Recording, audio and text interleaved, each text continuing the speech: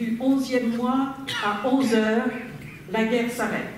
Alors que 5 heures plus tôt, le maréchal Foch, que vous voyez sur cette image, accompagné du général Weygand et de représentants de l'armée américaine et de l'armée britannique, vient de recevoir à Rotonde la demande d'armistice de la délégation allemande. Après plus de 4 années de combats acharnés, des morts innombrables, c'est enfin l'armistice tant attendu. Ça y est, je crois que c'est la meilleure expression pour éviter toute phrase bête, boursouflée ou puérile, écrit le paysan écrivain Émile Guillaumin, qui représentait cette France rurale qui a constitué évidemment le gros des troupes françaises.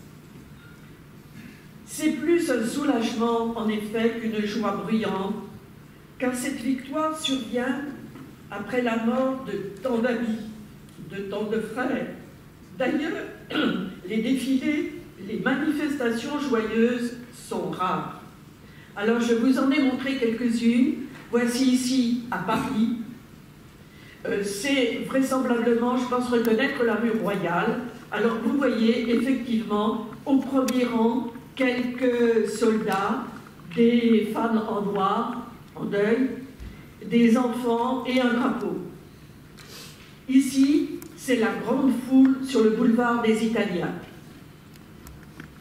Là, c'est le recueillement devant la statue de l'Alsace-Lorraine de Strasbourg qui se trouve sur la place de la Concorde, et tout naturellement, on se tourne vers les provinces qui reviennent dans le giron national.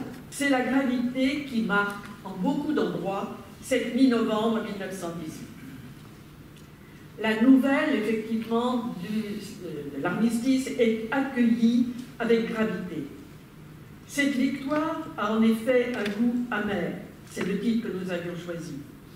Elle a été attendue si longtemps, et au printemps 1918, on avait encore frôlé le désastre. Lors de la suspension des hostilités le 11 novembre, annoncée sur tout le territoire par les cloches sonnant à toute volée, à l'enthousiasme des civils répond un silence presque irréel sur le front où le vacarme des armes s'est arrêté.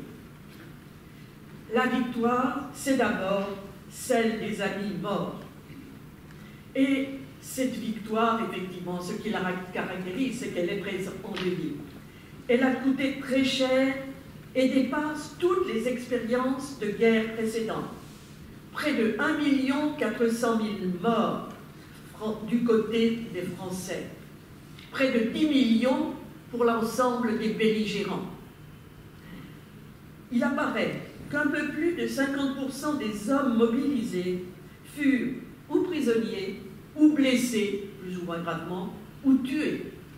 Pendant 4 années, de 1914 à 1918, la France a perdu près de 900 hommes par jour, tous jeunes, de 18 à 45 ans.